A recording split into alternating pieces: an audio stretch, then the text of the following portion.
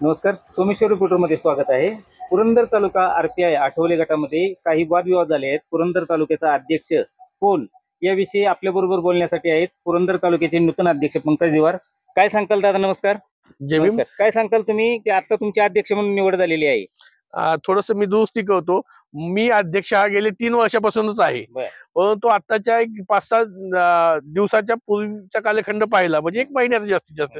त्यावेळेस जे पुणे जिल्हाध्यक्ष होते श्रीकांत कदम यांनी एक व्यक्तिगत आकसापोटी नवीन अध्यक्ष बळीराम सोनवणे यांना केलं होतं. परंतु तो निर्णय होऊन उणे महिना पण लोटून नाही दिलेला की मी याविषयी तक्रार केली होती. आमचे जे पश्चिम महाराष्ट्र अध्यक्ष असतील, महाराष्ट्र प्रदेश अध्यक्ष असतील, महाराष्ट्र प्रदेश सचिव असतील, त्यावेळी महाराष्ट्र प्रदेश सचिव सूर्यकांत वाघमारे साहेब यांनी महाराष्ट्र प्रदेश अध्यक्ष राजाभाऊ सरोदे यांच्याशी सविस्तरपणे चर्चा केली.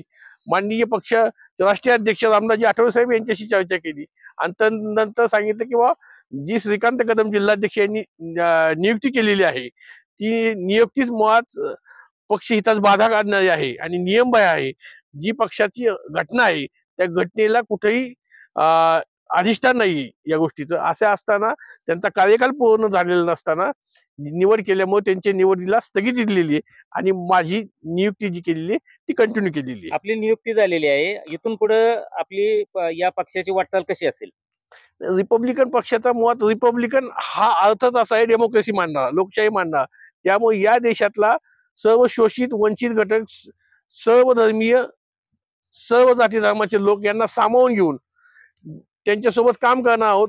पक्ष वाढवण्यासाठी प्रयत्नशील राहणार आहोत आणि येणाऱ्या आगामी निवडणुकीमध्ये पक्षाचा एक ठोस आम्ही उमेदवार देऊन जेणेकरून पक्ष संघटना काय असते आणि आठवले साहेबांचा आदेश ज्या पद्धतीचा असेल तशा पद्धतीने आम्ही काम करत राहणार आहोत.